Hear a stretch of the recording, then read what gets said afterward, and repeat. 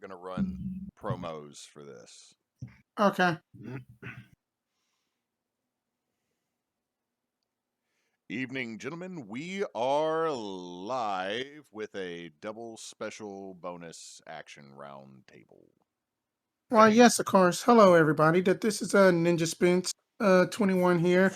And that that y'all just saw me about a couple hours ago playing Leona Morning Fang for Into the Woods Season 3. So now we are basically doing a special bonus episode of Bonus Roundtable. And we will be talking about the bombshell that San Diego Comic-Con dropped this year, which is basically the D&D movie. But who do I have with me at the virtual table for this bonus episode? You got a Hewitt up here at the top, and you will have a Emily inbound once she gets done. All right. Once she gets done with work, Em will come in because she has words. Oh, yeah. Okay. So who else do we got? This is John. Last I appeared on one of these, I believe it was for the fundraiser last year, I believe. And you still have the same screen name. I know. I've grown to enjoy it, and I think I'm going to keep it. All right. I am the Nox. I am the here. I am the reprobate. All right. And so Knox, you are not the only reprobate in this crew, and you know that. I am senior reprobate. Sorry. Only by age. all right, and so without further ado, let's just go ahead and then jump right into this. So, what were everybody's initial thoughts whenever that they saw this before we get into the nitty gritty? Oh yes, and then that before we do anything, that we will end up be posting a link to the YouTube video link for the trailer into the chat. But I just want to hear everybody's initial response. Yay. Yeah, pretty much. I'm sold. I'm going to go see it. No questions about it. I'm excited. It looks pretty decent. There are moments in it fully that made me squeal, and we'll talk about those when we actually get to them, especially our good Chonky boy. Chonky Chonk that was in it. I believe it was either Friedrich Nietzsche or Gandhi that said, "Fuck yeah, I'm all in." Oh yeah, that was when Gandhi decided to join the Immortal Grand Prix. Yeah. Oh wow, interesting. So then I know whenever I first looked at it, I was just like, oh, that they hello.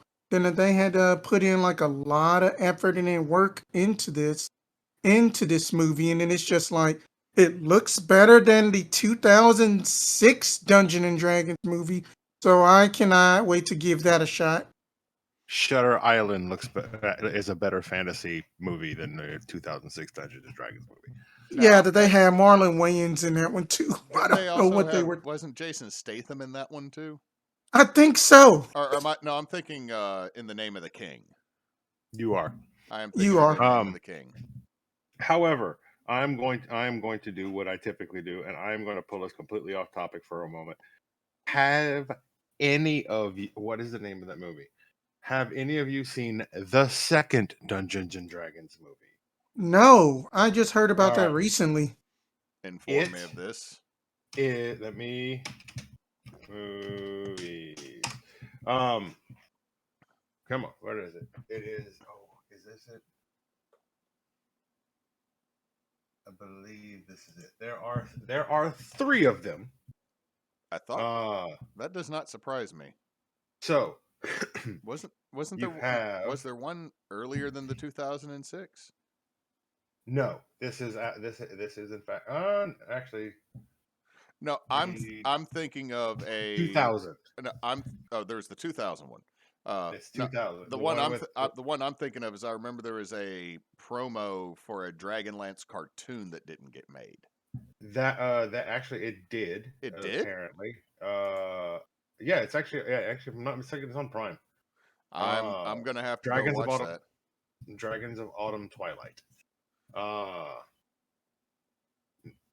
Let's see. Where was I? It is, but this, oh,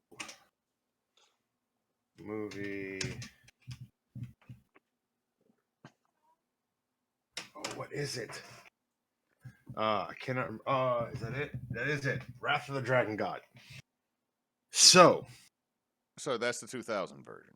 this is 2005 sequel to the 2000. The 2000 one was the one with Marlon Wayans and Jeffrey Irons. Oh, and the sequel. Oh God. Okay. So, this movie is low budget as the fuck. Is this free to watch anywhere? I will see if I can figure it out, and I will let you know. It is low budget. It is like these people are chewing the scenery completely and utterly the entire time. It is legitimately like somebody took a campaign that they were running, transcribed it, and people acted it. It is textbook game. Horny My Bard, favorite part. Edgelord Rogue. No, there's no Bard. It's the thief rogue. It is that you have a fighter, you have a cleric that that sacrifices himself for the great to help the party escape. You have big, tall female barbarian. You have like magic user girl.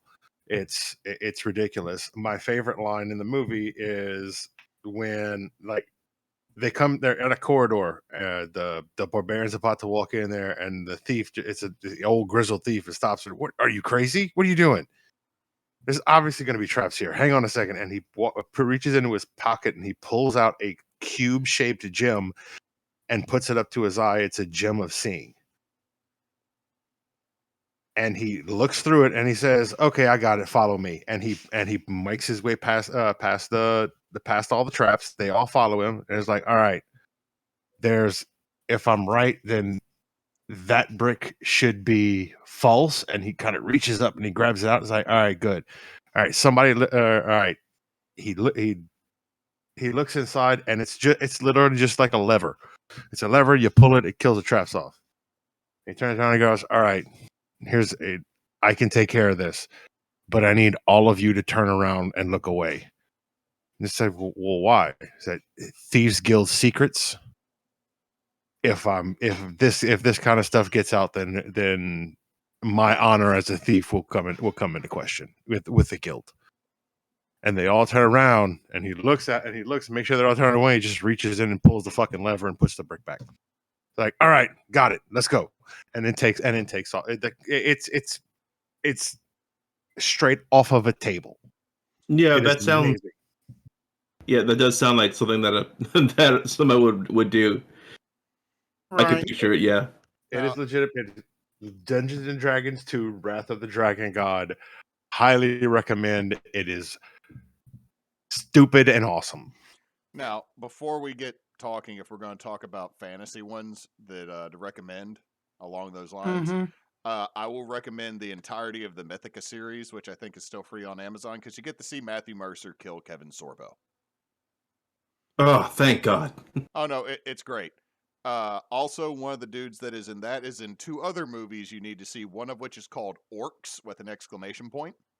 Orcs attack a ranger outpost in a national park. And it is as dumb as it sounds, and it is absolutely wonderful. So if you want to see what looks like a bunch of Weta leftover costumes from Lord of the Rings deal with a grumpy park ranger with a shotgun, you're on the right path. And then the same dude made one called Dudes and Dragons. And the bad guy is James Marsters. Oh. No. You need to watch this because they know how bad their CG is. And they run with it. This is like we intentionally made a movie for Mystery Science Theater 3000. I recommend all of those. It's 6 movies. Go watch them because they do some very D&D moments, but it is also multiple instances of the last two brain cells in the party being rubbed together to pull off something. Hmm. Like So I'm gonna jump down from the ceiling firing a shotgun and use the recoil of the shotgun plus landing on the orc to cushion my blow. By all means, it should not work. that just sounds just like our normal games. Somebody will pull stuff off that. But so, what do we want to get into? Do we want to get into that the supposed plot, or I do we want to get in with that the lineup? I will let uh y'all pick. I'm gonna say real quick, and I'll mute myself on here so that I don't play the audio from it because we can't actually play. I feel technically we could, but probably for legal reasons because we don't have a legal department at TBA. Excuse me, I got the hiccups there trying to turn into burps. Ah, my wife just grabbed me out of nowhere. Yay! Him. Hi. They're all saying hi. He's in the living room, I thought. All right. So I'm gonna mute myself. Everybody watch the video. I have to go find my child. Okay. Dun dun dun. Dun dun dun. Parenting. But so yeah, so just going back to like talking about these older movies and stuff, that I was just like going through and then like looking through. So like before we basically get Myro and then Frey back on, all of these older movies and stuff of the fantasy genre, why do y'all think that they have basically, some have succeeded, some failed? Why is that? Simple. The people that are making the movies have no fucking faith in them.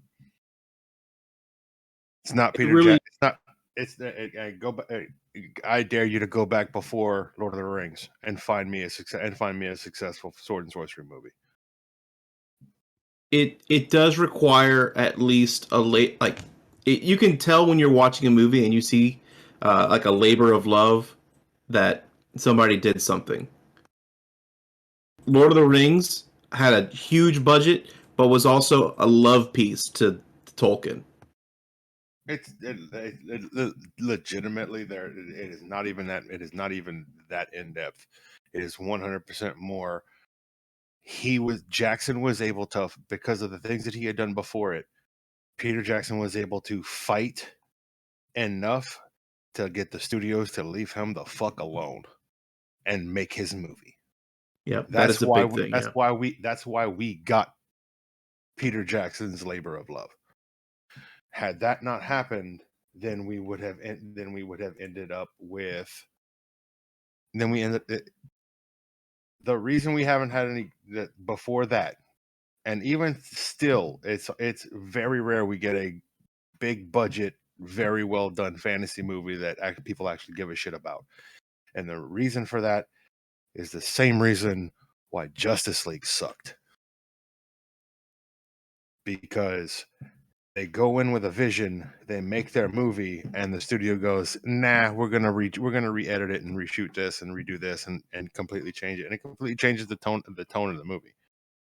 Batman v Superman. In the original cut, it is not such a smash to the face of, well, why did he say Martha? Why did he say Martha? Why did he say that name? Why did he say Martha? It puts into perspective, and it also uses her goddamn name like 6 or 7 times throughout the course of the movie so that it's in your head. And Bruce's parents are named in the movie. That was also cut so that it's in your head. Hey, their moms have the same name. Without that meddling, and with enough weight behind behind Jackson to be able to go, leave me alone. I'm going to New Zealand. Me and the boys are going to make Lord of the Rings. Leave us the fuck alone.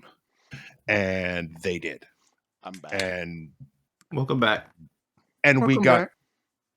we got the greatest high fantasy movie that we'll probably ever see. Because even after that, we have not seen high fantasy done and given the respect it deserves without having people go, nah, that won't make sense. Let's change that. No, it's kind of the core thing of the. Well, no, it doesn't make sense to change that without the studios or the higher ups, people who have absolutely no idea what this thing is about, coming in and changing it. So what did I miss? Did we? That we were just talking about old classic why does like that D&D fantasy type movies, you know, some are just hit and miss pretty much. Basically that we were just waiting until that you come back before that we get into the weeds about this trailer, because I know that everybody is itching to talk about it. So do we want to go about the supposed plot, or do we want to go about the actors and their classes first? I think we should start off with just breaking down the trailer. Okay, that's fair. All right. So, let's see. Did y'all rewatch it while I was? I currently have it up, but I'm going through it. Yeah, I'm going through it myself. I've About watched it. for the I've made fifth notes. time. You watched it and took notes. Okay.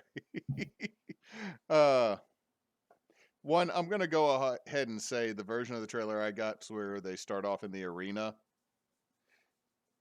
I do kind of dig that they're not trying to make Chris Pine look like a young bard. Because I mean, No. he's what, in his late 30s, early 40s. Yeah, let him. Yeah. Yeah. All right, so We're not trying to get the young demographic. We're trying to get, the people who were around in the 80s who were like, oh yeah, I remember what D&D was. Or people who watch Stranger Things. I'm not gonna lie, I am so goddamn tempted to play this. I'm so tempted to play this on stream. What's the worst they're gonna do? Take our webcams? No, they'll mute. They'll mute. Yeah, that they would whole mute thing. that they would just mute the whole video. Yep, or take it, or Yeah, unlist it. and I couldn't post it to YouTube, could I? But other people have Right. done reactions to this. Well, here's the thing. Here's the thing.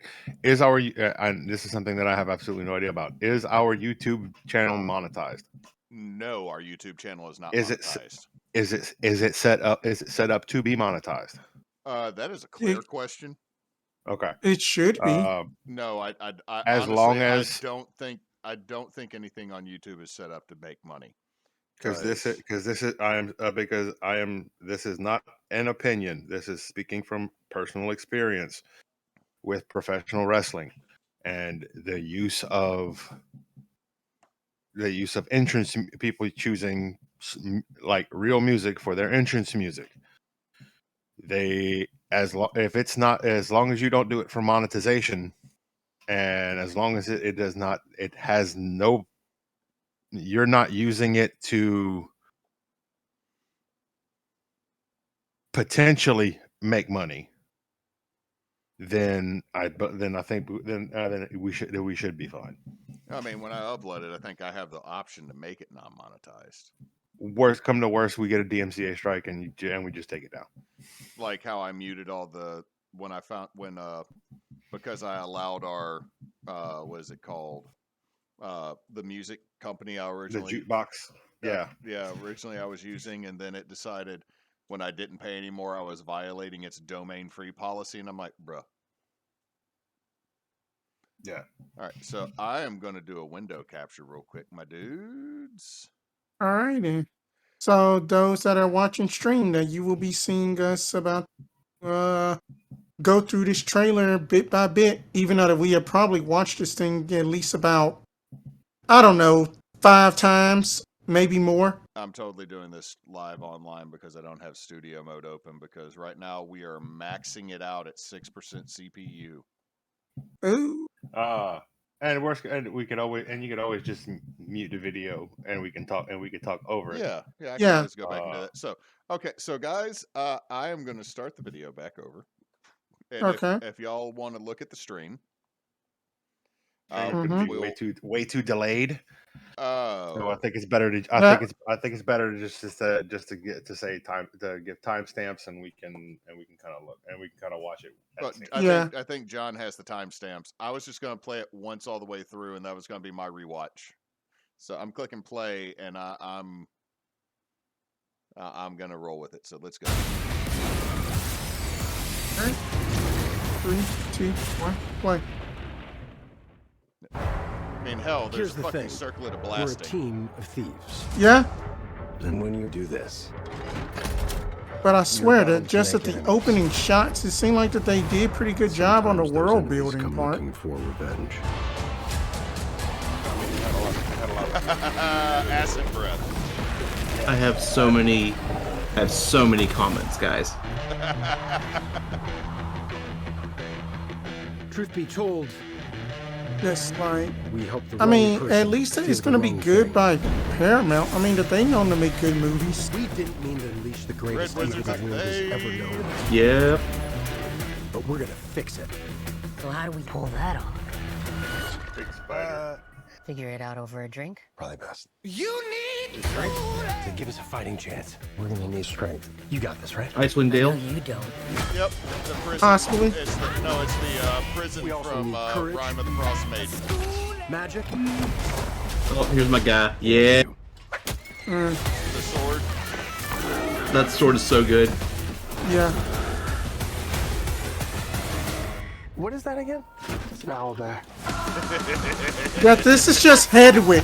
That this is just Hedwig bowed up. That's what the owlbear is, just Hedwig. And I noticed something else. That dragon we just saw. I noticed something else. I'm glad he's on our side. Oh yeah, yeah, Green, that was Green Flame Blade. absolutely. This Grim one's Plum dangerous. Blood. Mimic. But whatever happens, Ooh. Mimic. Chunky boy. be ready. Chunky Gelatinous boy. cube.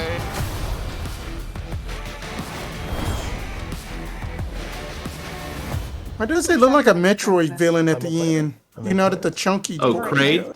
Yeah, Craig. Plan fails, I make a new plan. Yeah, I think. Oh, I got worse. I got words about the tiefling. I got words about it. The tiefling's fine. I am. It is fine. I'm now going to make that invisible and remove it because I don't think we're going to rewatch it. So I'm just going to say the thing I like is at the very beginning when it goes through like some of the cool moments. Mhm. So, real quick, Yeah. I would also like to point out that that alabaster dragon that's about 2/3 into it. They're walking next to it 11 seconds in the city square. It's a fountain. Yeah, yeah, it's an animated object. Yeah. Yeah. Now, my big thing is just I'm super happy for the circlet of blasting so that everybody can get on their boom forehead man power. I can't remember what Sokka actually called him. But Blasting Explosion Man. Blasty Man. Yeah. Yeah. Because the circlet of blasting is something I've had as a player only pop up in a game twice. And it is such a great item. But I'm going to go out on a limb here just watching the whole trailer. We're looking at a moderate level party. Like we're somewhere between level 8 and level 12. Yeah, and there's going to be a That's lot. fair. There's going to be a lot of world crossing in this one. There's going to be a lot of travel. Well, I got a feeling that we're going to see a flashback because Zeta's not here, or Graves not here. I'm pretty sure that's the Horn of Orcus, which Yeah. I always expected more from the Horn of Orcus, but I guess it's just that it's kind of like in Tenacious D, the Pick of Destiny. It's just the very tip of the horn. Because Orcus is a chonky big boy. Yeah. But I think we're going to get flashbacks to an early adventure, which, might involve the Red Wizards of Thay. Well, And then, from what and then the rest of it might be we're trying to fix it. yeah, I think ultimately I think the entire movie is we fucked up. We got to fix it. And it's a combination of flashbacks of, hey, we stole, even like he says in the trailer, we stole the wrong thing. We stole something and gave it to the wrong person. And, Which is the wrong person is obviously the one who is the lady who is holding the horn. Yeah. You can see her in the background in some of the other scenes. Whenever Chris Pines and our sorcerer boy which is Justice Smith.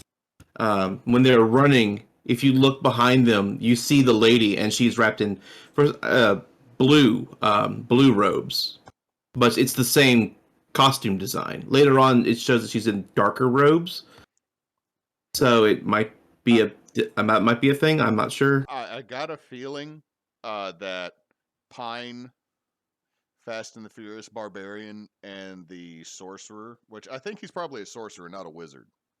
Oh, Justice Smith? Yeah. Yeah, he's a sorcerer.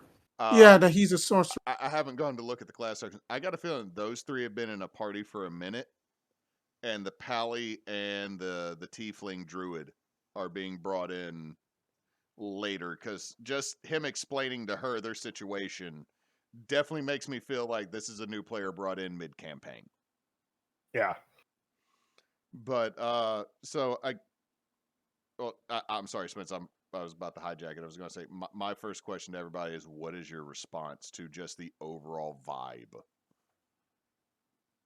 I would say that the vibe itself is pretty decent for the most part. I mean, that it's been math is hard, guys. It has been almost about a good over 15 years since we had a major D&D movie that looked like it doesn't suck. So that I am really excited for it. You know, I mean that we gotta line up, you know, like that. But it is very, very interesting that they don't have your stereotypical party type that I know that some people were talking to me about, that they don't have that the fighter, that you know, that the cleric or the rogue. But There is a rogue. yeah, that there is a rogue, but just that he's those the other bad guy. two, you know, that just that those other two are, you know, that your classic D&D party members that people will always like remember. Well, let's see. There's a bard, there's a druid, Mm-hmm. there's a barbarian, there's a pally, and there's a sorcerer. Sorcerer. Those are the 5 key. That's actually not that bad of a well-rounded party. That's a well-rounded party, and You got I will be the first to say this. I am tired of fighter man, of intelligent fighter man as main character. But I mean, I'm tired of it. Let's look at it. We got 2 frontliners. We got a Smashy Yeah. Smash and Mr. I got a projectile sword, which I guess we'll get to that in a minute because that was dope. And then we got a support with the bard, and then you got magic DPS with the druid and a sorcerer, and the druid looks like they can go frontline. So that is not a traditional party in the sense of most D&D, but this is a well-rounded, awesome party. Because I mean, look, we don't have a cleric, we don't have a fighter, we don't have a rogue. Like We technically do have a rogue with Hugh Grant's character. Yeah, but he's the bad guy. I mean, look at the last thing Hugh Grant is. It's like, oh, I think my husband might have murdered someone. Why? Because he's super sus the entire time, and just Hugh Grant sits there now his whole life, just kind of looking like, I'm slightly sus. So what that they are basically saying is that all rogues are basically backstabbers, which I think then that's kind of not cool. No, because rogues are fun to play. I'm going to say this: has anyone here read the comic Order of the Stick? Yes. I love it. Okay, Knox or Spencer? I've read a good bit of. I read a bit of it. Okay, did you make it to where Elon's dad showed up? Oh, yes, the greatest speech I've ever seen. So, Elon the Bard from Order of the Stick, his dad is like the ruler of a super evil kingdom. But he's not actually super evil to his people. Like, he's lawful evil. He takes care of his people. But, like, his whole concept is, I went on adventures and realized the adventurer's life is really hard. And then I thought, who has a dope life? The big evil bad guy. He gets to live in a palace. He gets all these magic items. He gets to live the good life. So until someone comes and kills them, they have the best life ever. So that's what he became. And the last 5 minutes suck.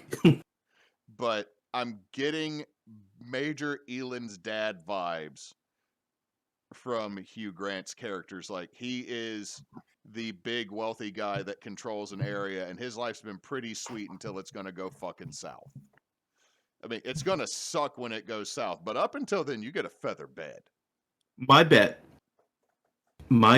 is that he's part of the flashback. He's the rogue of the original party.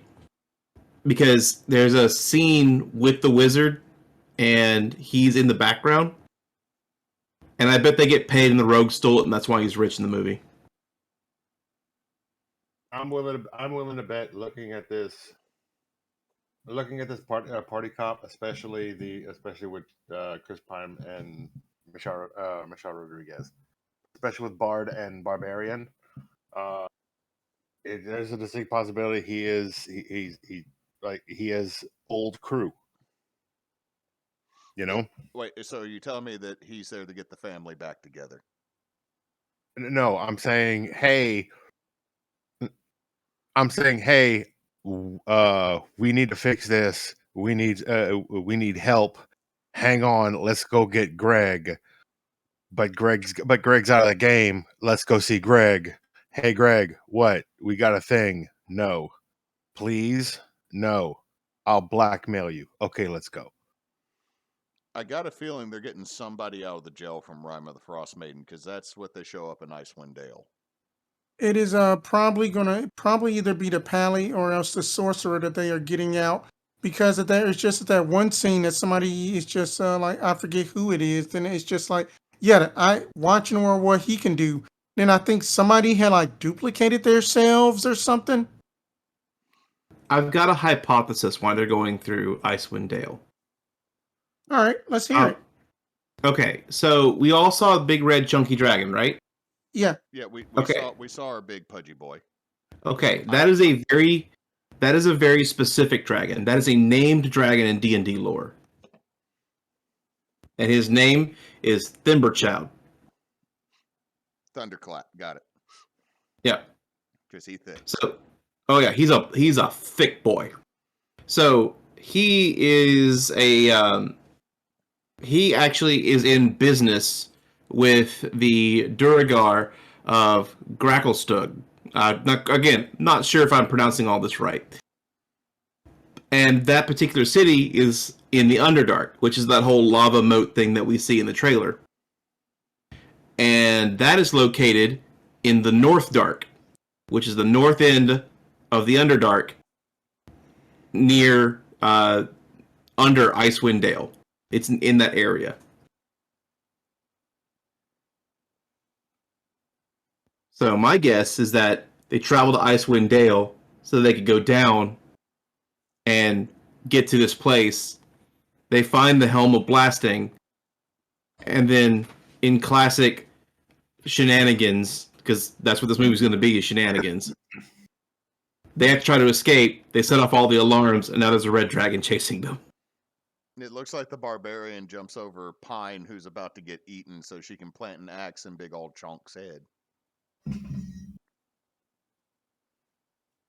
But I did not remember that dragon's name. I've never played Out of the Abyss. But I absolutely love the chunky red dragon. Yeah, that is not barbarian. That is paladin. Oh, the paladin's jumping over. Yeah, it's definitely a sword. Yeah. Now, because that what it's that may not be that may be the druid. Okay, and also I'm going to say this. Talking about the paladin, I absolutely love the sword. My only issue that I've had with the whole trailer is when I see the paladin's armor. And it gives me major like faux fantasy vibes. Like it gives me like Dynasty Warrior vibes. It gives me like the over fantasy armor, because I'm just looking at where all the gaps in it are, unless there's chainmail underneath a blue tunic, which there probably is. But I can get past that, because even fantasy armor, I absolutely love, as long as I don't have the big stupid like World of Warcraft shoulder pads. the pwn. No. The anything in World of Warcraft is no longer a pauldron. That is a full-on shoulder pad plus 50 pounds. It is fantasy ridiculous that is lovable in that sense. I just kind of dislike that became kind of the norm for the way people drew fantasy armor. Gotcha. Right. That's like Continue. that is literally my only complaint. But I mean, there's reasons to wear lighter or not full armor in certain situations. I know for like riding, especially if you're on a boat or anything like that. But uh, also, was the paladin the one that used green flame blade? No, No. that is these bald guys that he's fighting. But I mean, I'm sorry. I still got to do it. I love the chonky dragon. I do not fully understand why I love the chonky dragon, other than it is you gave a dragon 100% a different body type. Like you're not gonna have every dragon look alike. Like this is a thick boy. This dragon done got the diabetes. Like Right. Walter Brimley Tabaxi would come in and just say it. Dewey, stop. Right. Dewey, stop trying to eat the rug. I mean that like just since that we are talking about that the classes in depth, like other than like that we already know that the bard is going to be the face of the party. The barbarian is probably going to be the right hand woman. So what about the other two, the sorcerer and the druid? The druid seems like that the character is going to be more so of your stealthy type druid in a sense. I think a lot of it's also she's the new one. I think a lot of with the druid is going to be she's new. Could be they need a guide of some sort. And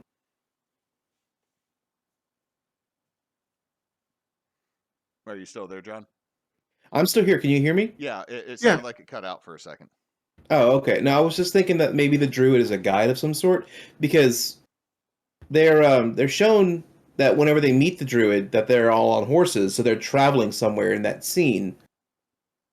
Now they could be specifically looking for this person. She might have a connection to the barbarian.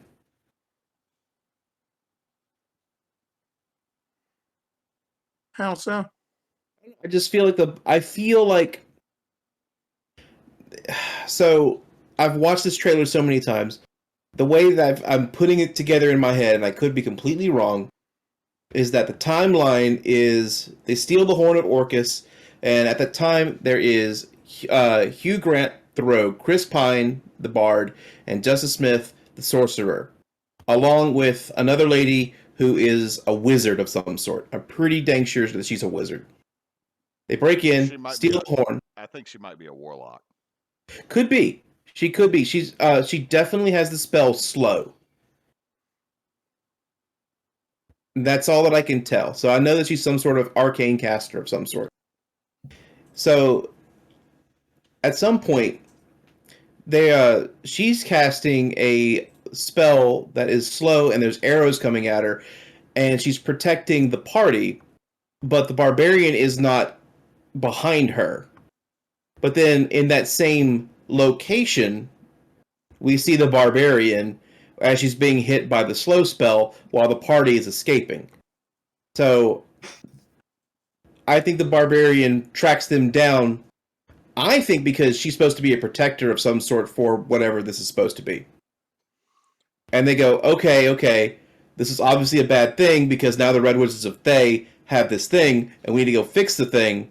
Let's go and get this helm of blasting or whatever. Where is it? And the barbarian goes, I know a guy, or in this case, a tiefling druid. And they find them, and they go to Icewind Dale. Then they head south, or head downward into the North Dark. At some point, they meet a paladin. I'm not sure where he jumps in on the story. And they go get the Helm of Blasting. And at some point, they also have to hit Neverwinter. And what were the other locations? They also end up in Waterdeep. Yeah. It's either, it's Waterdeep or it's Neverwinter. One of the two. It's whatever the major city that they're showing. I'm trying to figure it out, Well, hold on. but I can't. Does Waterdeep actually have gladiator pits? See, that's what I'm not sure. I'm basing it off of the castle design that they show. That Because they show the Colosseum, and then when it's in like the first few seconds of the trailer, they show a cityscape. It's a castle. Right beside it is a Colosseum with a tiny little red balloon above it. Mm-hmm. So wherever the Colosseum scene is that city. So I was trying to figure out which city it is based on the castle, and I think that's Neverwinter, but I can't be sure because they can change the design of the city as much as they want to. well, I mean, it's. I mean, Neverwinter's up on a hill, but I'm sorry, Knox. What were you going to say? I was just going to point out at 1:45, Chris Pine is in fact wearing a Harper's pin. So, okay, I will throw my theory out here. The Red Wizards of Thay and the Horn of Orcus are the flashback. So I think that there was the original party that definitely had the Sorcerer, the Bard, and the Barbarian. And they ended up stealing the Horn of Orcus from the Red Wizards of Thay and getting betrayed by old girl that you see carrying it. The reason I want to wager she's a warlock is she's trying to bring in her patron, which actually could be Orcus, because she might be a warlock of the Undying. That would be pretty sweet, actually. And so the flashback is all of that. I think going to Icewind Dale is going to be to get part of the party back together because they're breaking somebody out of the jail, because what good D&D campaign does not have a jailbreak? I mean, there's a lot of them, but a jailbreak makes for some very fun moments. And then they end up in Neverwinter because they're leaving from Icewind Dale, end up in Neverwinter, and then end up down in Waterdeep, because if anything's going to happen in D&D on the Sword Coast, it's going to happen in Waterdeep unless it's Baldur's Gate, which I don't think they're going to touch Baldur's Gate with this. And I think they're going to end up having to stop. Oh, thank you, love. I think they're going to try to stop the mage that ended up with the Horn of Orcus separate. I think that's going to end up being the big thing. Is we're going to stop the mage who has the Horn of Orcus, stopping from reunifying it with Orcus. And that's going to be the plot. And we're going to have enough things to make us happy from stupid D&D adventures that we've all had, because everybody kind of wants Lord of the Rings for D&D and then accepts and loves the fact they become Monty Python and the Holy Grail. Yeah. Yeah. And I think a lot of the humor is going to come from flashbacks, because I feel like the job that got the horn is going to be a bumblefuck of success. Oh, absolutely. Yeah. I'm definitely like the tone I'm getting in this movie is not Lord of the Rings. It's very much Guardians of the Galaxy. Which Yeah, is a wonderful D&D party, by the way. Absolutely Right. it is. Oh yeah, I mean that, judging just from the title alone, and having have played some of the Uncharted games, Honor Among Thieves is a great trope. That's basically, it's going to be some kind of double crossing somewhere in this movie. Just how, like we had discussed, that there will be some type of double cross moment. We just don't know if it's going to be up in this supposed flashback, or else that is it just going to be at some point is somebody is going to get double crossed. Oh, I'm I, so glad. I'm I, so glad you brought that up. I have think there I have might be a another theory. double cross. I have another theory about a double cross thing. Oh, and it's good because I've done this. I've done this in games before, and Hewitt was there for it. Oh. I know this story. Yep. So, I another thing that people have been talking about the movie is the poster for the movie. Has everybody seen the poster for the movie? It has the wrong intellect devourer on it. Yeah, everybody's upset that there's an intellect devourer on it from the art that comes from another company, but nobody's asked the question, why is there an intellect devourer on the poster? Is somebody Xanathard? I think somebody has been Xanathard. Where is the intellect devourer on the poster? I'm looking at it right now. The one Okay, you see the Down left from the owl bear. that I am looking at a different poster. I'm looking at the one that got the golden D&D logo with just a It's- title in the middle. It's the other one. It's the D&D it's the dungeon. It's the dragon ampersand, but it's made out of monsters. Yeah, Okay, it's then red. let me look up that.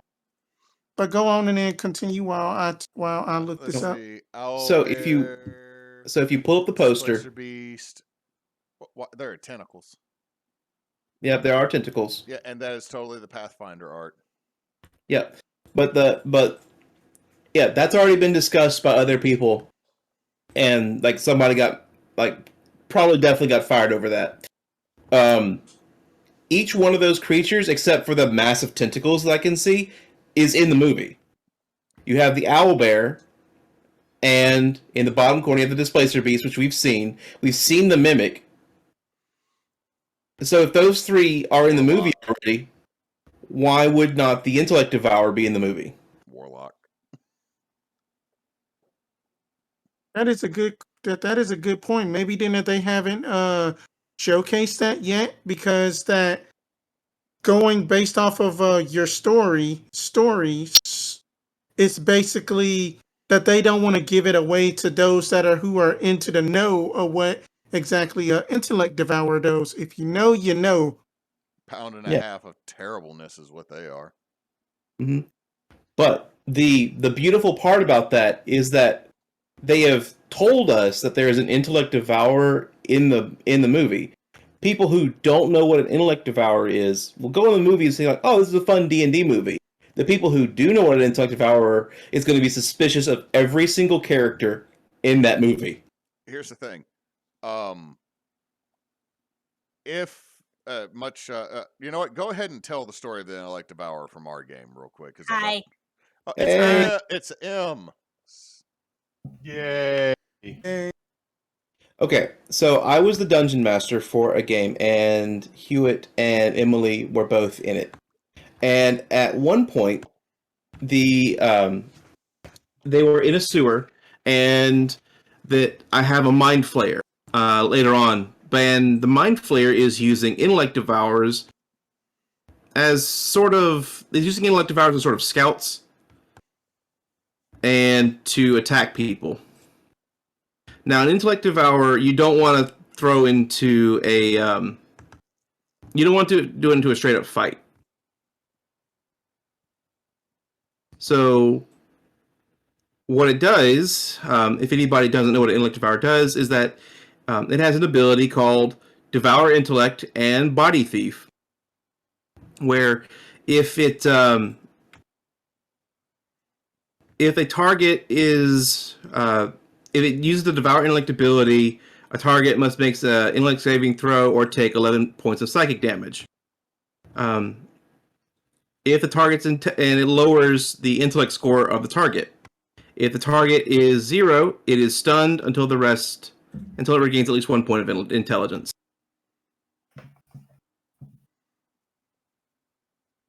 So, but then if you look under its second ability, Body Thief, it says that it needs to make an intelligence contest with an incapacitated humanoid within 5 feet of it that isn't protected by protection from evil and good. So an incapacitated creature is anybody who's asleep.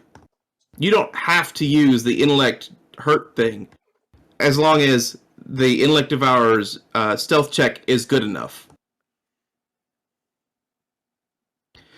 So when the party decided to take a long rest inside a sewer, which they knew was full of thieves and monsters and things, I had an intellect devourer roll a stealth check. It rolled high.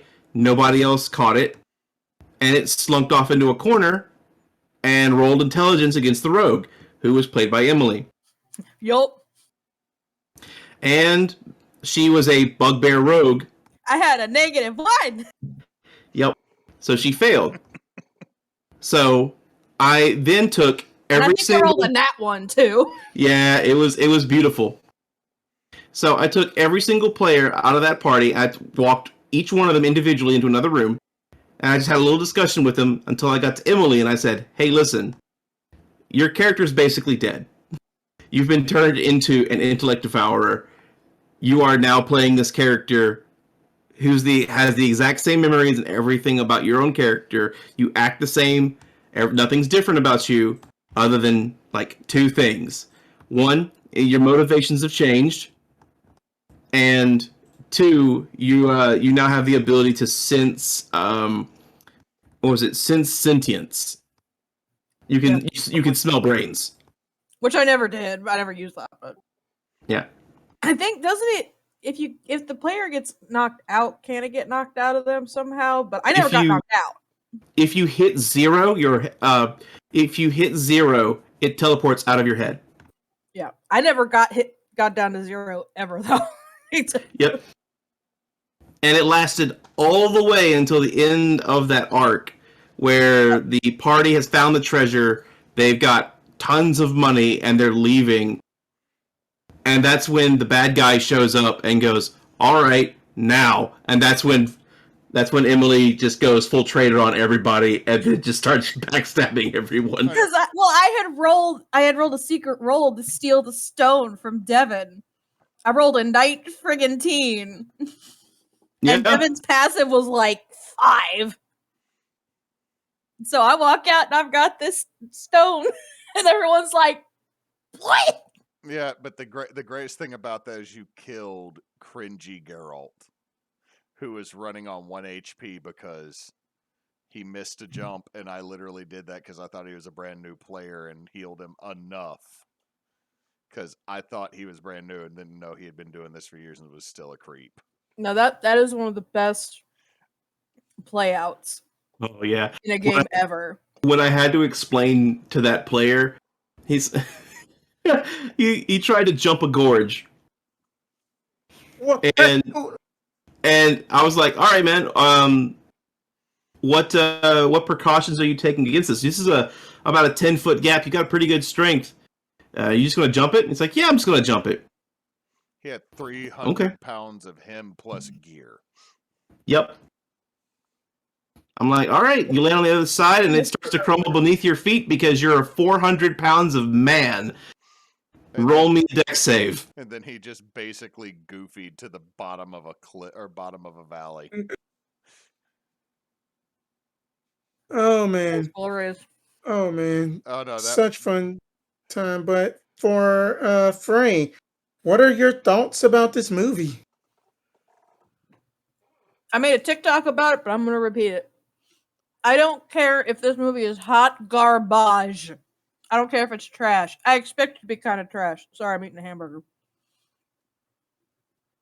I am going to love this movie, whether it's good or bad good, because it just looks fun. To be fair, it sets itself up to be good either way. That's the thing. I think it's going to be awesome, whether it's good or whether it's cheesy bad good. Like, those are the kind of movies I grew up on because that's the kind of movies my mom likes to watch, is shitty sci-fi movies. But I think it's going to be a good movie. I know that there's already there's already rules lawyers out there. Oh, I can't turn into an owlbear. I don't care. I really don't care. And you can almost guess that they're going to come out with a new subclass right before the movie comes out. They can. I mean, why would they not? Right. I mean, I'm just seeing that it's just a moon druid basically doing her thing, you know? Also, her little wrist slingshot is awesome. Let's actually break down that, because Sure. that seems to be one of the biggest things of contingency in the movie, is that she shapeshifts into an owlbear. My first Hold on. Okay. Hold on. We're missing a step, because not only does she shapeshift into an owlbear.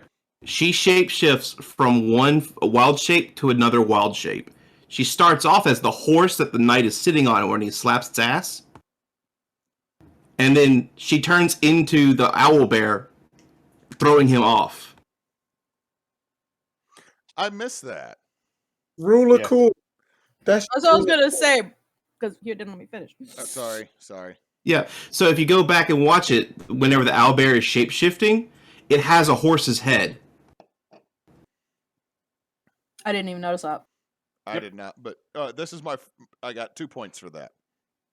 One, why the fuck couldn't we already turn into owlbears? Because every last one of us wanted to do that as druid anyway, and I don't give a shit about the monstrosity beast rule. Because owlbear is one of the It's most... still a beast. well, it's a monstrosity. Why? Chris Perkins. But Great per- I don't care. The owlbear is one of the most iconic D&D monsters. 2, depending on your level, you might have access to the spell polymorph. And a druid that has shapeshifted still has their spell casting ability. I don't think you could technically polymorph from an owlbear, can you? Yeah, you can. CR rating and Can everything. you? No, polymorph also specifies beast. You would have to use. Yeah, I have. You would polymorph. have to use true. You have to use true polymorph to do it. Yeah, I have polymorph. I can't turn into an No, owlbear. well, okay, apparently true polymorph. Any case, I'm just going to say it's cool, and I would not be surprised if the Circle of Monstrosities That's what I think they're gonna. shows up in Unearthed Arcana right before the movie drops, because I got a feeling with this movie there's going to be a companion module. Oh, that'd be so sweet. Oh, I'm sure That'd be there will dope. be. I don't think there's there may be but me and Moose have had this conversation and we have agreed look forward to a Honor Among Thieves red box. Oh yeah. Oh yeah, definitely going to be one from Beetle and Grimm. Okay. Here's another idea. At the beginning of the movie, it's the dungeon master who's trying to follow all the rules, and then like halfway through the movie, he's just throwing stuff out, just like screw it. I'm down with that. Now, since we're also still on the druid, I know Spence mentioned something. Let's talk about the tiefling. It states in the player's handbook that tieflings are usually human color or red. It's fandom that's made them different colors, so people can shut Correct. the fuck up. I mean, Also, only- that makeup would probably be a bitch. I mean that after just doing some think abouting and playing a tiefling myself, that very much could pass off as a human because that she is very pale skin colored. It's just that her horns are just a little bit small for my liking, but she's a fun character. I think she's going to be a fun character. Now, You gotta understand where they're coming from, man. they are True. not going to make a Mephistopheles red. Oh yeah, absolutely. I know not, that. They're not going to do an Asmodeus. They don't want tiefling. another satanic panic problem. Because if all of a sudden you had red-skinned lady with full-on Baphomet horns and a tail walk out, the normies are going to yell Satan and lose their shit. And let's be honest, in the environment we're in currently, there are people who would go full idiocracy over that shit. I mean, that I'm pretty sure that they already are. We just at this normal design, just to play as Modius's advocate here. If any, I don't know if it'll come up the fact that she's a tiefling, but if anybody asks, I might just tell them that it's a satyr. I mean, True. minus the tail. I mean, she could pass off as a fawn. But Oh yeah, the big thing is they're not going to go full blown because, and Knox is here with Knox is in here. Whenever we did steampunk and we wanted the muggles, the mundane people to enjoy it, we didn't go full blast because there's some of us in our community that if they went full blast would have freaked people the hell out. This they know they got our market. They know that regardless of if we're bitching or praising, we're going to show up, whether or not to enjoy or damn. But what they Well- want to make that sweet, sweet gold and platinum is to get the normies into the theater to watch a D&D movie. And if they like it, it's going to then mean that the player's handbook, especially the new version that's coming out soon, is going to sell like fucking fire. Let's kind of just like that. I know then that we are still talking about classes and stuff, but let's kind of that you have brought up a good point. A normie for those are the uninitiated are those that are basically normal average people that don't know about D&D lore and such and up in depth. Just basically you just got like your average person day to day. Other terms, You know, other terms that are acceptable are vanillas, muggles, regs, regulars, everybody else, not the weirdos, my people that don't know they're my people yet. Oh no, this I is the mean, thing I keep saying to people that are like, "Oh, this is so basic. Why is everything so basic?" Because look, this movie, like you had said, is going to bring in people like us who already play D&D, whether for good or for bad. What people seem to overlook is we are not who they're trying to get money out of. They're going to get our money. What they're trying to get money out of is the parents who might want to take their kid to this, who might already want to see this movie, or people who don't know what it is want to come in. They're not going to throw a bunch of people who don't know what the fuck D&D is into the middle of Forgotten Realms lore. They're not going to throw them into the middle of Waterdeep and all of its, eccentricity stuff because it's going to scare them off. They don't want to scare off the people that don't know. They want their fucking money. They want to make it easy. And the more people they get to like this version, because it's this version, then the more they can put in later because they already got them in. Where's my right. fucking money, Lebowski? It's all I mean, about money, whether for good or for bad. For them, it's about the money. So they want to get as much money out of it as they can, whether they create new fans or not. All I'm gonna say right now is Hewitt has heard part of what I have in the chamber right now, and I am literally just waiting for someone to tell me to pull the trigger, and then I'm gonna go off, and then probably gonna go off for a minute. So, trust me, M, I'm gonna cover that. I mean that. Why not go ahead and Well, cover just all of that? the thing is, lock, load, and fire. the thing is you can say this about so many things. Like think about like Harry Potter. There's so many people I see still to this day that are like, they should have just made a 7-hour movie. We would have gone to see that. Yes, you would have gone to see that. The 13-year-old's mom who's getting dragged to see Harry Potter and the Half-Blood Prince. No, they're not going to sit through a 7-hour movie. So guess what? They're not making their money. Let me go ahead and put this out there. To anyone that wants 100% faithful, accurate depiction of your media that you love so much in one Play it setting, yourself. my ass ain't going to it because I ain't going to sit through. I didn't even go see Gods and Generals, and I'm a history buff. I ain't sitting through a 6.5-hour movie with an intermission. I'm not doing it. You know why? Because I got other shit to do in a day. So you're not going to create 100% accurate movie. You're not going to create a level 20 D&D party that everybody's got to deal with, because if all of a sudden you start throwing Melf's minute meteors and wish around like everybody should know it, most people are going to go, the fuck just happened? And not go see the movie or tell their friends not to go see the movie. So you make a basic. It's why is the first book in a book series the basic of everything? It's the first in the series. Because it's the first in the series. Mistborn does not go into super hyper detail about how that alchemy works. They don't bring in 100% of the lore because there's another 3 to 5 books. in Wheel of Time, you don't throw absolutely everything at everybody at the very beginning because you want them to keep coming back. You don't tell someone go read the 5th book in a series before you tell them to read the 1st book in a series. Unless it's like Goosebumps and they're not sequential.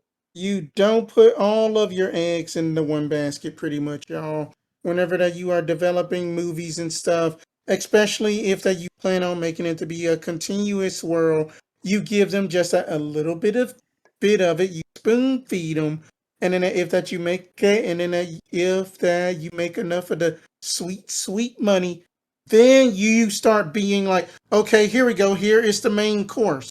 Now, Knox, if you would, that you can unleash your 15 Eldritch Blast, apparently you have ready and loaded. No, it's more or less like he's casting a 9th level fireball. Yeah. But he's, Yeah, hey, to no, be fair, this he's an is- evocation wizard, so we're all safe. So here's the thing. There are a lot of people that are, and specifically, I'm going to use a technical term here. There are a lot of fucking grognarks out there that are pissed off at this movie, or that are starting to get pissed off at this movie. Oh, the druid's turning into an owlbear. Actually, you can't do that unless you are a level 17 druid and have true polymorph. Look, here's the deal. We are getting our shit taken seriously for the first goddamn time. Sit down, buy a ticket, shut the fuck up, keep your opinions to yourself, watch the movie, make this movie make money so that we can get more. You are not going to get the story of Mordenkainen unless people know what a wizard is in this world. You can't jump to the end. And guess what? It's not going to be 100% rules as written. Why? Because fuck rules as written. We all play D&D. Spence said it earlier. The rule of cool. If it makes sense at the table, it makes sense at the table, and that's how it works. It's that simple. Going into this movie and expecting a rules lawyer approved experience is setting yourself up for failure. So either don't say anything or don't go. Period. I think you need to say your catchphrase there, Knox. Oh, I will. Oh, it's coming. It's coming. We're getting our shit, dude. We're getting a serious D&D movie. What is it? What's the name of it? E1 is a Hasbro company. Hasbro, the parent company of Wizards of the Coast, the parent company of Dungeons and Dragons, is involved in making the goddamn movie. Let them make it. Let them make it. Let it make billions of fucking dollars. Because that's the only way we get more. As a caveat to all of you out there, if the D&D movie makes a bunch of money, you might get a Magic the Gathering movie. It is not beyond the realm of possibility. They have If been talking something I about like they've gets been talking about popular, they've been something I like talking gets about an popular, MTG series. I get more of what I like. Yep. They've been talking about an MTG series for years for Netflix. And it's been constantly pushed back and canceled and re-brought up and constantly put back and canceled. Because that is the whole Netflix fiasco. This is going to be, this is the gateway. This is the key that unlocks the door of more mainstream Dungeons and Dragons shit.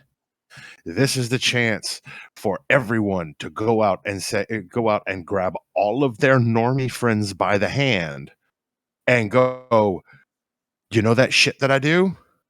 This is it. When we're sitting, when we have 5 or 6 people sitting around a table, or I'm sitting in front of my computer and I'm laughing and I'm cutting up and we're telling stupid fucking jokes and we're playing this game. This is what is happening in our head. This is what we're experiencing. Do you think this is cool? Would you like to do it? If the answer is yes, come with me. Yes. Which leads me to the fucking howitzer shot. Ladies and gentlemen, boys and girls, children of all ages, my name is Knox. I'm a dungeon master. I play Dungeons and Dragons. If I catch you gatekeeping my fucking game, I will slam your goddamn head in it. I don't care if people start showing up to tables with the wrong impression.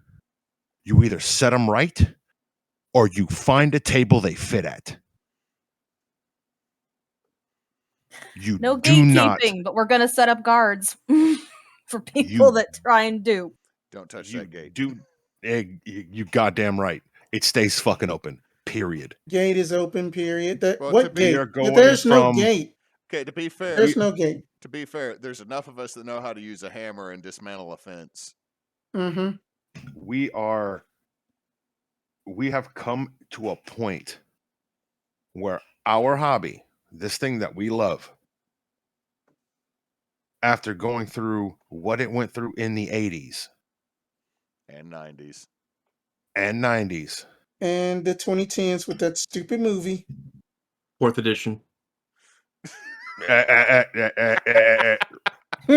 roll that back, because that goes right back into my point. Let them play 4th edition. 4th edition was fucking great. I don't care what anybody Fourth says. edition was fun to listen to too.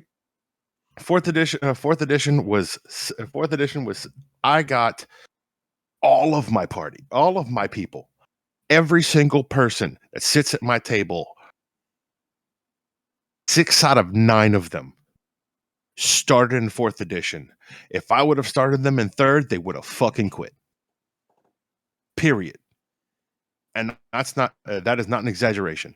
They would have walked. Well, Moose wouldn't have, but everybody else at that table for that 4E campaign would have went, nope, I'm good. And that would be 5 other motherfucking people in my life that I would not be able to share this with if it wasn't for 4th edition. People can shit on 4th edition all they want. Fuck them. 4th edition worked.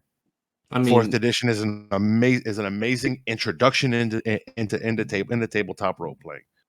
It gives you everything that you want right there on your character sheet, just like the hot bar of an MMO, and that's a lot of people's biggest problem with it. yeah, I will agree with that. I know I make fun of 4th edition, but it was the first edition of D&D that I played, and it was where I started dungeon mastering. Yeah, myself. So I like to hate on it, but it did its job. It got me into it, and I've been here for the entire time. Exactly. And my daughter has been begging to play D&D with us for about 6 months now. We tried getting into we did a little 5e campaign for a friend of mine ran, and it went completely off of the rails because kids and Fire. people playing, and it's bad. I'll get into that story at some point. It's funny. However, I'm probably going to I'm probably either going to build a small 5th edition campaign for maybe 3 people with her to include her in it. I'm probably going to steal a 4th edition, steal the layout of a 4th edition character sheet, or we're just gonna play 4th because it's easy to understand. The green ones you can do anytime. The yellow ones you can only do once a day, or you can only do every now and then. The green ones you can only do once a day, or the yellow ones you can only do once per fight, and the blue ones you can only do once a day. They're the big stuff. It gets people into the mindset to do it. I want more of my shit. This is the way to get it. I mean, that we all do. I mean, that as somebody that has basically, for sometimes, like in the past, that gatekeeper mentality about like, oh, that you don't play this because of X, you don't play this because of Y. Like, whenever, like, Critical Role had hit that paragon of success, it opened the floodgate for a lot of people. And then I do believe that this new Dungeons and Dragons Honor Among Thieves is going to create that resurgence that we all needed. Much to Nox's points. It isn't about like, actually that they should have used fuck the spell slots, and all of that. It's that the rule of cool that they are using and stuff to basically make a damn movie entertaining. Well, let's That there is a reason that this party that we are speculating is going to be between 8 through 12, because then that's whenever most of the party stuff gets kind of hype and all of that other stuff. well, But you shouldn't have to try to gatekeep this movie because of the fact of, based on the fact of it doesn't fit your storytelling. As much as most of us said, if you do not like it, you don't have to go watch it. But I'm sure in the hell watching this, because that it is more of the stuff that I like, and in that I think that it's going to be a critical hit. uh, No pun intended. well, let's break something down here real quick. I'm currently going through the Driss Doerden series. They don't got fucking spell slots in that.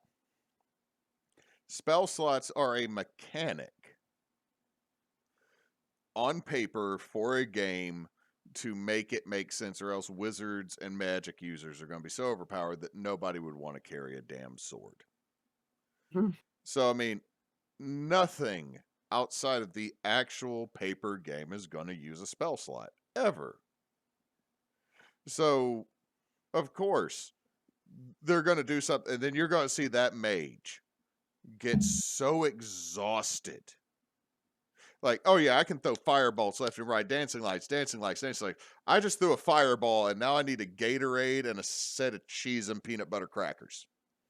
I need to take a minute. Give me an orange slice. Come on. I need some snacks. I gotta get my electrolytes back up after literally throwing a giant 30-foot ball of napalm.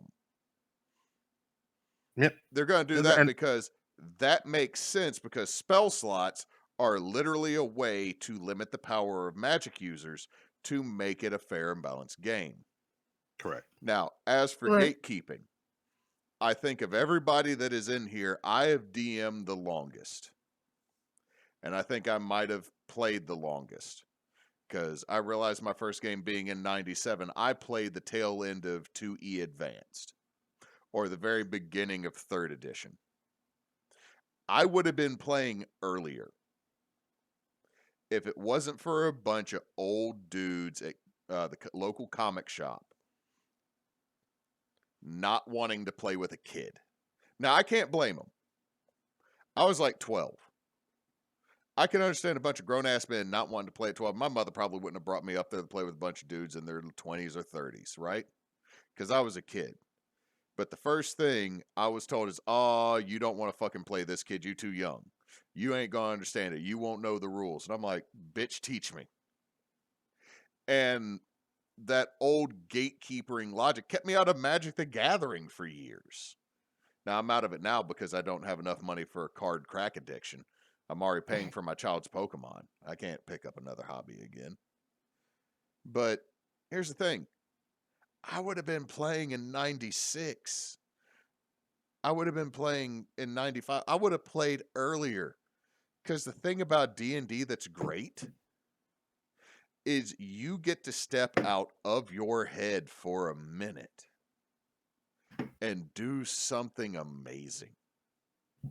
You get to break free from 9-to-5 job or any other type of work and do something amazing. And keeping somebody from loving that is a good way to kill your shit. And that annoys the hell out of me.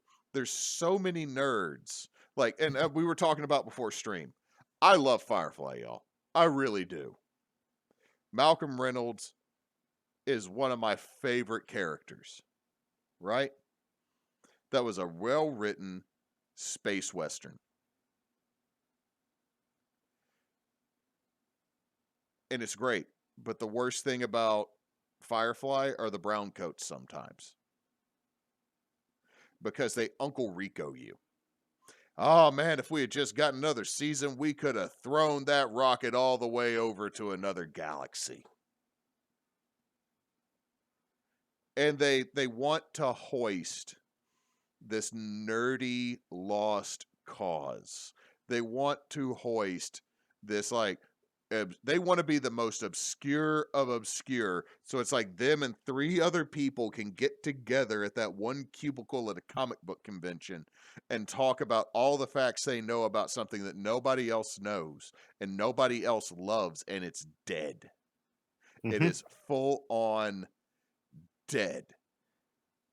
Look, And they love that. They love that for some reason. And it drives me nuts because I'm like, you don't get more. Like, here's my deal. I love Star Wars, y'all. If a Star Wars movie comes out tomorrow, I will go, and I do not care if it is just George Lucas farting on a snare drum and a Death Star blowing up. Okay? Gross exaggeration, but I will go watch Star Wars. Were the new movies great? No, they were not. But you gave me more wars. And you know what I also got? I got some damn lore that wasn't just the Skywalker story. I got some more lore that just wasn't Palpatine. I got a new fucking type of lightsaber that sounds like a busted muffler. And you know what a lot of my steampunk friends will build? A lightsaber that sounds like a busted ass muffler. You Breathe, gave... babe. Huh? I said breathe, babe. Whew. But I love it, and I'll go watch it. Like, was Book of Fett the best thing ever? No, but I got goddamn Rancor lore. Plus, I got Danny Trejo in Star Wars. Yeah, I'm good. Yeah. I got Uncle Machete in Star Wars. I learned Yeah. I learned Rancors were fucking battle mounts. I'm good. fucking we got fucking we got a new named Wookiee. No, not new. He's been around since the 80s. They just took the first part of his name off because they kind of realized New that to anyone who doesn't know anything about Legends, so new enough. Okay. Yeah. Chrysanthemum used to be known as Black Chrysanthemum, and then Babe. everybody kind of went on the we probably shouldn't have that before in front of his name. Babe, we've gone way off from D&D. Sorry. Anyway, no, to bring it Anyway. let me finish my point. I'm sorry. Is that there are so many people that are pissed that we got the prequels, that we got the newest ones, that we got all these Disney movies. They want the 70 to 80 Star Wars and some of the books from that time period. And then now there's no more. And now we have this great lost old thing that is just our select lore. But the problem is when you die, it dies. And I don't want D&D to be that. Like, I am so glad that we are on a 5th edition. I'm excited for a 6th edition because, yeah, I love 3.5. 3.5 was my bread and butter back in the day. That's what I cut my D&D teeth on. But if the last thing we had was 3.5 from the 90s and early 00s, you're looking at a 20-year-old game that's like going to be you and other people in your age group, and you're not bringing anybody new in, so eventually it's going to get old and stale, and then you don't do it anymore. Ultimately, what those people are doing is they are so preoccupied with the fact that it's not what they want or what they had that they're completely missing the fact of what they could have. No, it's not even that. They're so preoccupied with this isn't what I had back then that they're missing the point that they're getting more of their shit. Well, that's what I'm saying is they're so preoccupied with what they're not or what they once had, they're not looking at what they're going to get. Correct. And to bring it back to something that Spence said, look at what Critical Role did for the game. Critical Role single-handedly, and there is irrefutable proof in the numbers. Critical Role single-handedly made Dungeons and Dragons the top tabletop RPG. Period. Because before that game started, it was going downhill. Pathfinder was coming up was on its heels and about to take over. And there were so many other games that had come out before that. Hell, Critical Role was playing Pathfinder in their apartment. They switched to 5e because it would be easier for the stream. And that has launched a renaissance in tabletop gaming in general and Dungeons and Dragons in particular. I mean, hell, we wouldn't have the movie without it. This was an internet show. This was That an did internet show. better than the actual high production movie back in 2006. Forget all of that. This was an internet show that was streamed on Twitch. Mm-hmm. Do you have any idea? We know what it is. Do you have any idea how small a majority that we are? That we know what Twitch.tv is? Most people don't. A lot of people don't. This show on Twitch built a renaissance out of this game. What the fuck is a major motion picture going to do? Yup. Mm-hmm. That the ball is in your court. Your move. Oh, man, that it has been good points all across from everybody. Just we are all pretty just hyped and stoked for these for Dungeons and Dragons Honor not an Honor Among Thieves to come out. That we had gave our basically expectations for the movie, and then that it's just another PSA of like rules lawyers just don't, or else that Knox will come in and basically hunt you down, and you do not want that. Also, I will totally give Knox an alibi. I would just be there just being petty and then just like record it and then just post it on WorldStar. No, dude, you just created evidence. I'm giving him an alibi. WorldStar isn't really evidence. Who uses that for evidence? Oh, are you saying like I posted it to my MySpace page? No, to WorldStar Hip Hop. Just go look it up and just enjoy. Should we do one last evaluation or everybody's final opinion from top to bottom? Sure, why not? Oh, who's at the top? It's gonna be fun. Don't fucking ruin it for everybody, you dickheads. Don't. We already know there's gonna be people. Oh, I'm gonna refuse to see this movie because it's gonna be so basic, and all the not nerds are gonna go. Don't ruin it. Don't ruin this, or don't ruin Black Panther because you're not happy. Don't ruin it for everybody else just because your happy ass is not happy. It's gonna be fun. We're all gonna go see it. Yeah, we're all gonna bitch about something in the movie, but in the end, we're all gonna be like, that was fucking cool. And that's gotta be the takeaway. It's a Dungeons and Dragons movie. The whole point is that that was fucking cool. That's it. It's about that deep. So let's remember that. My only thing is who all else in this wants to go see it together, and I'll buy popcorn.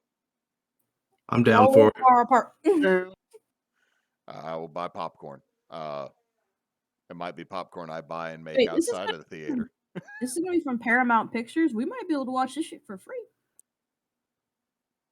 Nah, not right when it first comes out, and we're gonna go see this. I'm not gonna lie, this is a movie I will see in theaters, which is a rarity for me.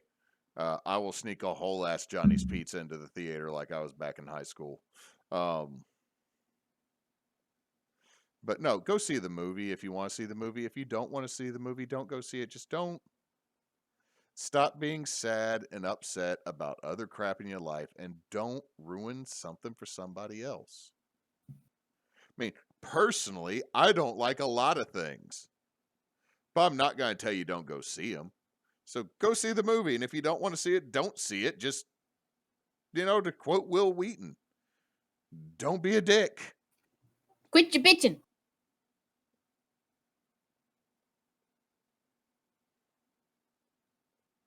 I think John, you're next.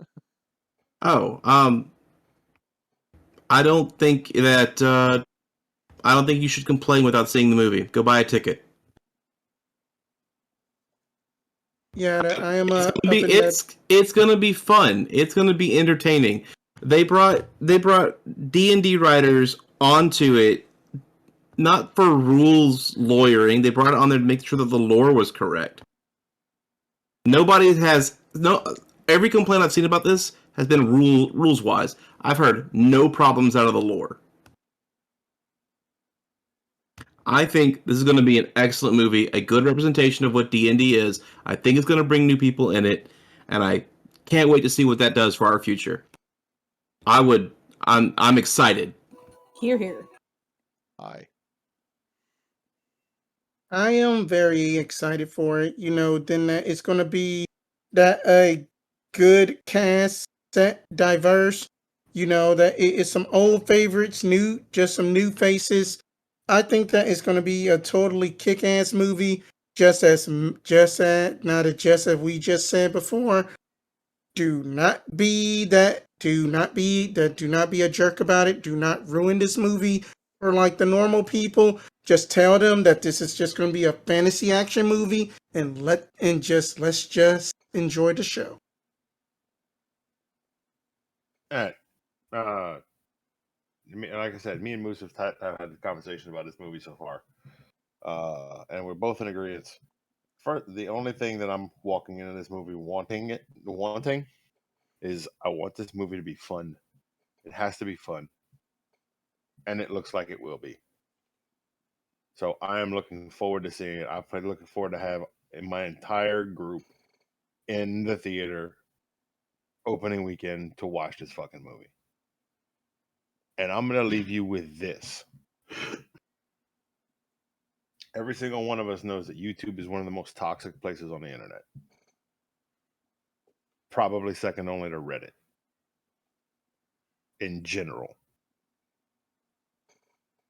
The trailer that I've been going over the entire time that we have been talking about this is on the Paramount Pictures YouTube channel. It has the trailer dropped on July 21st, 2022. At this moment, on the 31st of August, so that is almost a month. Right, July 31st of July. It's almost a month. Or it's about 10 days. It has 16,964,842 views, 122,000 likes, and 0 dislikes. Say it a little louder for the people in the back. 122,000 likes and 0 dislikes. No thumbs down at all. I don't think they showed dislikes anymore, but Yeah. even if they did, I'm sure it would be a very low number.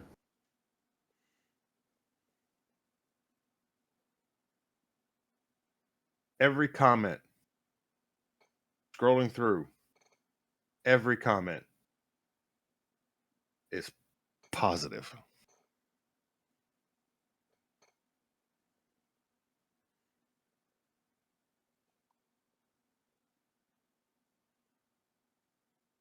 Yeah. Yeah. You can't say more than that. Oh, I so think That's go ahead. that just volumes. I feel hopeful for this, guys. Yeah. I'm very hopeful. There are a couple things I really wish were in this movie. Xanathar. Uh, If there is not an ending credit with the goldfish. okay, that'd be great. So now there's another one I got. Okay, at San Okay. Diego Comic-Con, when they had all of the monsters that they had figures for and like little hutch like nooks that you could see, one of them was a beholder. So I'm guessing there's at least a beholder somewhere in this movie. And if it happens to be the Xanathar, Okay, so there's a couple things I really, really hope are in this movie. First off, I would really like to, because we already know Critical Role and Dimension 20 are going to have guest appearances. I would like a reference to Acquisitions Inc. somewhere in there. Oh yeah. I would love there to be a reference to the New Hampshire Dark Magics. The second thing is, and I know this will never happen, I want a Bostonian Dristoerden. I just want to see a drow in a corner yell Wicked A at somebody. Hexen elves. And the last thing I want, and this one will never happen, I want one Dwarven Battle Rager.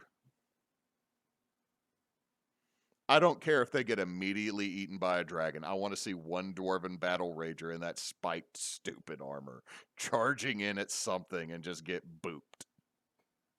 What was the character that R.A. Salvatore put together? Fiddledorf Puent. That's him, yeah. Stinky Fiddledorf Puent. And that is the worst barbarian Unearthed Arcana. That's my wish list. Other because I mean they're already going to hit anything else I say because it's like I want to see a dragon. Well, they've already done that in the trailer. Two of them. Yeah, and they got their breath weapons right. Dude, the fact that the first dragon we see in this trailer is an accurate depiction of a black dragon that is spitting a line of acid. Not a spread. Fine. So I want to see that, and it would make me. The only other thing is if The Rock showed up with purple on his face and a hamster. I just want Terry Crews to be in this movie.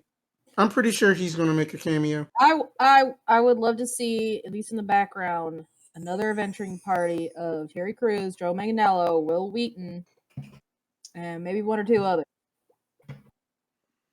Somehow Will Wheaton's character falls flat on his face. Something terrible happens to him. He touches a die and falls downstairs. It has to be like a caltrop shaped like a D4. Has to be. Oh. And then it just immediately kills somebody. I do kind of want to see Manganiello in this movie somewhere.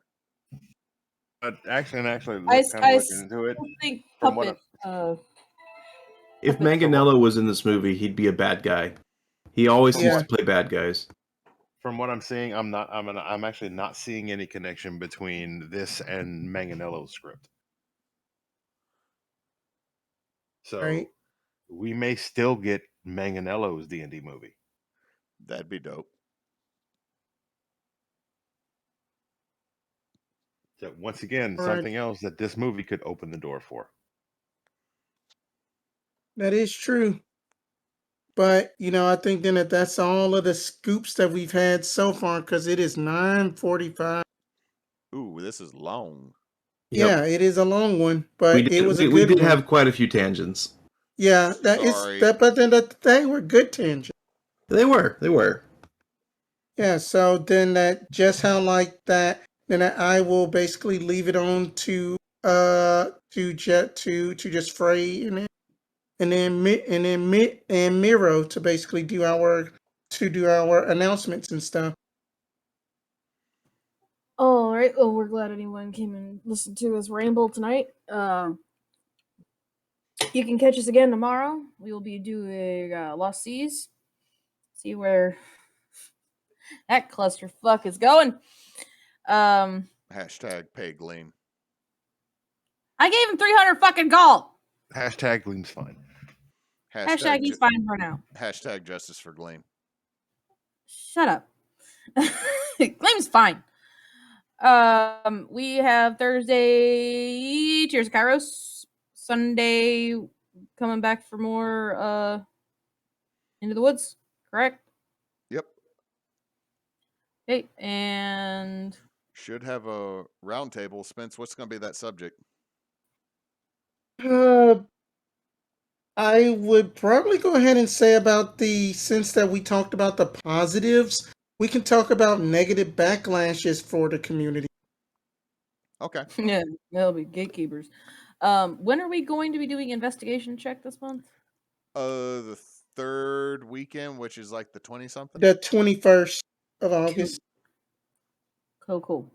So I think that's all we got coming up this next week. So you can follow us here and we are on YouTube and Facebook as Team Bonus Action. We are at bonus_team on Twitter. So give us a like, a follow, a watch. Don't be a jerk, and I'll throw it over to Nux. Appreciate y'all hanging out with us this evening on this bonus roundtable. We hope we were entertaining and that you enjoyed what we put out. Stay tuned for the next episode. Until next time, folks. Don't let your meatloaf.